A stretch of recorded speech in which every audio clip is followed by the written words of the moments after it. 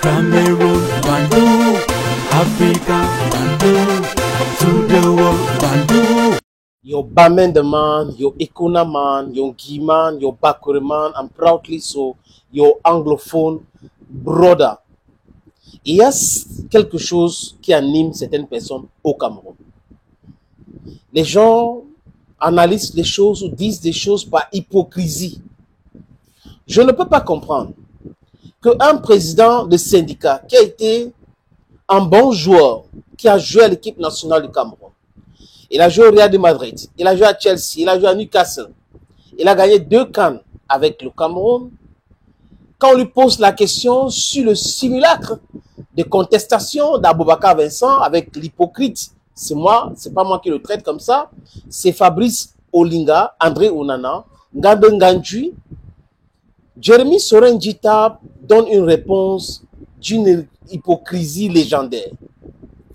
Jérémy Djita, concernant la lettre qu'a lue Aboubacar Vincent, dit que certainement les Lions ont rencontré les responsables de la fédération et rencontré les responsables du ministère des Sports. C'est à partir de là où ils ont dit stop. On est en train de se moquer de qui? Djita se moque de lui-même. Voilà un président du syndicat, il est assis sur un plateau où Bel Joseph Antoine dit que la fédération a des problèmes avec les clubs. Il est incapable de prendre la parole pour dire que non, les clubs ne jouent pas franc jeu. Que la fédération a un problème avec les clubs parce que les clubs ne veulent pas prouver qu'ils ont payé les salaires des joueurs. Nous sommes là pour les salaires des joueurs, il faut qu'on respecte les joueurs. C'est-à-dire que quelqu'un qui prétend défendre les joueurs reste sur un plateau, on dit des choses comme ça, par l'hypocrisie, il ne dit mot. Jérémy Soren-Djita. Voilà la qualité des personnes qui sont au Cameroun, qui veulent gérer le Cameroun. Ils sont contre la rupture, mais ils prétendent être pour la rupture. C'est malsain, mais Djita est comme ça. Djita est exactement comme Bell, exactement comme Junior Binyam, exactement comme Ernest Obama, exactement comme Abdurrahman Amadou, exactement comme Jean-Bruno Tagny, parce que ce sont les intérêts qui est très important. Le reste, ce n'est rien, c'est le simulacre. Nous tous nous le savons.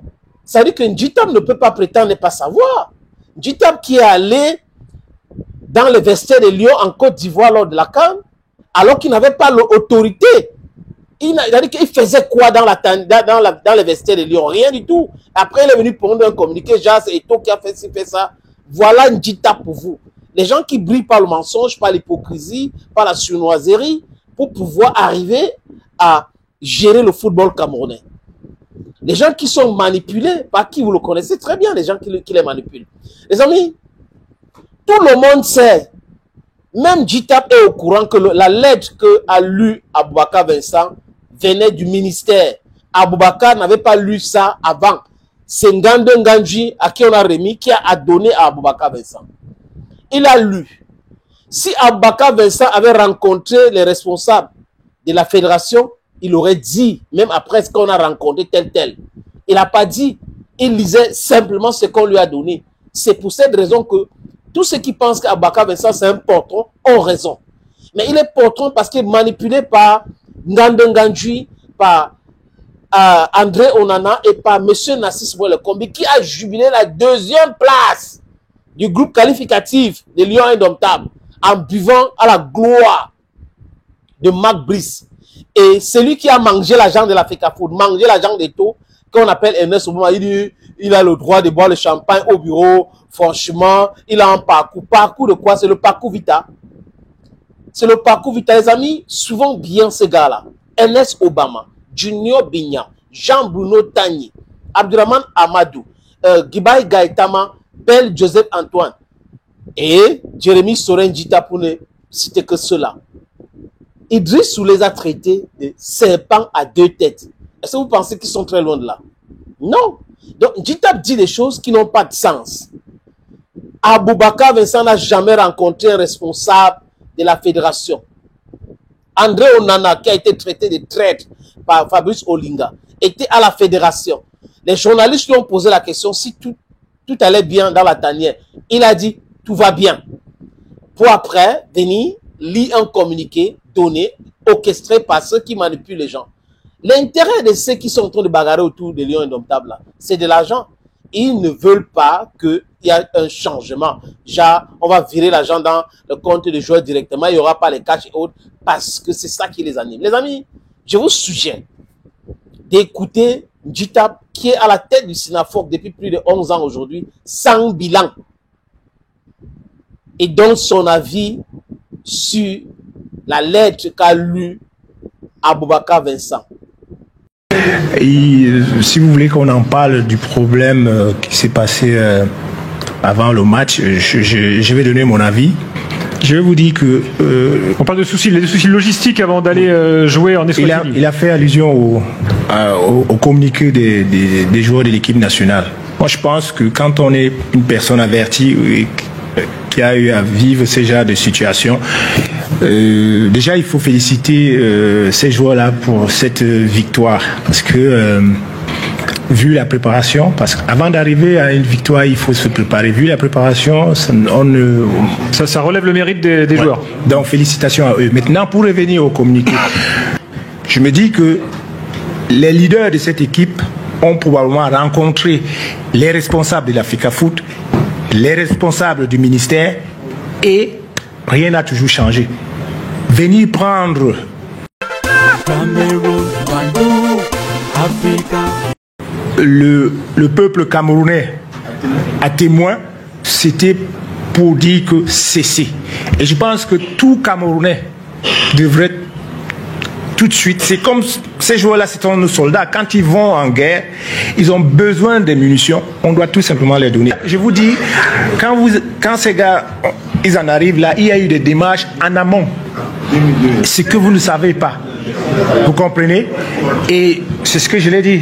Les gars ont probablement rencontré ces dirigeants-là, mais ça a perdu ce problème. Et aujourd'hui, le coup de gueule, pour moi, c'est qu'il faudrait que ça cesse et qu'on mette tout à la disposition de ces gars-là pour qu'ils se qualifient. Mais Gilbert, juste un point. L'intérêt commun, c'est quand même le Cameroun. C'est le Cameroun qui doit gagner. Il faut être animé par la mauvaise foi pour faire ce type de déclaration, pour prononcer les mots comme ce qu'on vient d'entendre de la bouche de Jérémy Soré Njitap. Il faut être animé de quelque chose que je n'arrive pas à décrire, les amis. J'ai dit à tous ceux qui me suivent, n'envoyez plus vos enfants dans les écoles francophones. Ça détruit les enfants. Njitap, honnêtement, n'est pas quelqu'un de fiable, même en amitié. Quand il dit ce qu'il dit là, et il dit qu'il est président de club, et il dit qu'il a joué dans l'équipe nationale du Cameroun, du moins il a joué. On se rappelle de ce qui s'est passé à l'époque quand Njitap jouait à l'équipe nationale du Cameroun. On ne voulait pas les payer les primes. La personne qui s'élevait, c'est Samuel Eto'o-Fils. On faisait voyager les lions dans un avion avec les filles de mini-femmes. Les filles de mini-femmes, les filles de joie. Et c'était comme ça. Mais aujourd'hui, les gars se réunissent pour réclamer Monunga, qui est l'assistant personnel de Marc Brice. Et ils sont incapables de demander à Marc Brice de ne plus insulter le président de la fédération.